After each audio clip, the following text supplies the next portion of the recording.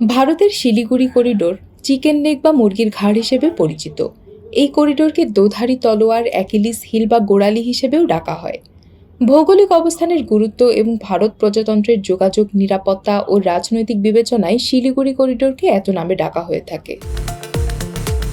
ভৌগোলিকভাবে শিলিগুড়ি করিডোর ভারতের পশ্চিমবঙ্গ প্রদেশে অবস্থিত। এই করিডোরের দৈর্ঘ্য প্রায় ৬০ কিলোমিটার, এর প্রস্থ প্রায় ২২ কিলোমিটার। মূল ভারতীয় ভূখণ্ডের সঙ্গে উত্তর পূর্ব ভারত এই করিডোরের মাধ্যমে যুক্ত। যদি এই করিডোর না থাকতো তাহলে মূল ভারতীয় ভূখণ্ডের সঙ্গে উত্তর পূর্ব ভারতের যোগাযোগ বিচ্ছিন্ন হতো, কারণ উত্তর পূর্ব ভারত পুরোপুরি স্থলবেষ্টিত, এর আশেপাশে কোথাও কোনো সমুদ্র নেই। ভারতের মোট প্রদেশ ২৮টি। এর মধ্যে উত্তর পূর্ব অঞ্চলে ৮ প্রদেশ অবস্থিত। এগুলো হচ্ছে সিকিম, আসাম, ত্রিপুরা, মেঘালয়, মিজোরাম, মণিপুর, অরুণাচল এবং নাগাল্যান্ড। সিকিম বাদে বাকি ৭টি প্রদেশ একত্রে সেভেন সিস্টার্স হিসেবে পরিচিত। অবস্থানগত দিক দিয়ে সেভেন সিস্টার্স ভারতের মূল ভূখণ্ড বা রাজধানী থেকে অনেক দূরে। নৃতাত্ত্বিক ও সাংস্কৃতিক দৃষ্টিকোণ থেকে এসব অঞ্চলের সঙ্গে মিয়ানমারের সাদৃশ্য বেশি। রাজনৈতিকভাবে অরুণাচল প্রদেশের অনেক বড় অংশকে দক্ষিণ তিব্বত হিসেবে চিহ্নিত করে চীন।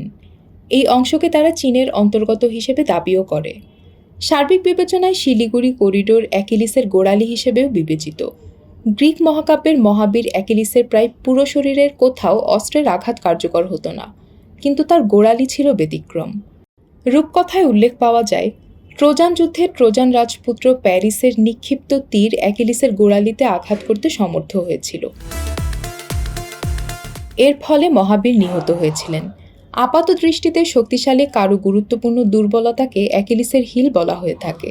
১৯৪৭ পরবর্তী ভারতের রাষ্ট্রীয় ভৌগোলিক অখণ্ডতা রক্ষার্থে গুরুত্বপূর্ণ করিডোর হচ্ছে শিলিগুড়ি করিডোর। বাংলাদেশ স্বাধীন হওয়ার আগ পর্যন্ত এই করিডোর অনেকাংশে অরক্ষিত ছিল।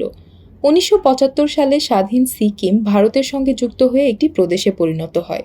এতে শিলিগুড়ি করিডোরের নিরাপত্তা বাড়ে। শিলিগুড়ি করিডোর দিয়ে যে রেলপথ গেছে সেটিতে মাত্র একটি লাইন আছে। এই করিডোরটি প্রায়ই ভূমিধস এবং অন্যান্য প্রাকৃতিক দুর্যোগের কবলে পড়ে ক্ষতিগ্রস্ত হয়। এই করিডোর থেকে চীনের দূরত্ব খুব বেশি নয়।